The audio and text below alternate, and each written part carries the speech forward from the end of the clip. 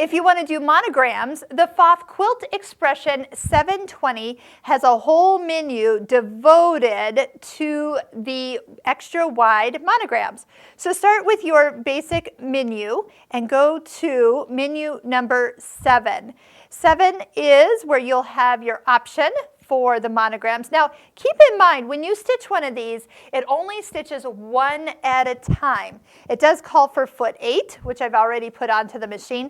These stitches are going to sew out side to side, left and right. And what you're looking for is that green plus, so you know where it's going to start.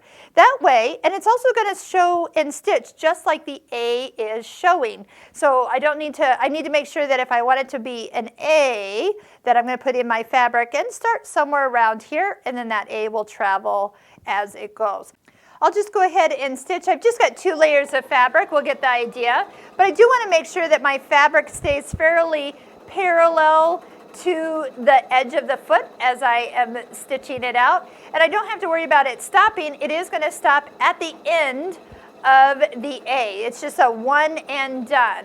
So if I wanted to put another monogram nearby, depending on what that next letter is, all right, so I've got my A, and I could come back here, and if I wanted to stitch a B, what I'd look for is where is the B going to start, and then I'd measure over, and I'd probably want to start right about here for my B. So that way it can go ahead and stitch all the way and be fairly lined up with the first letter. So just note that it's one at a time, but the letters are nice and big and bold.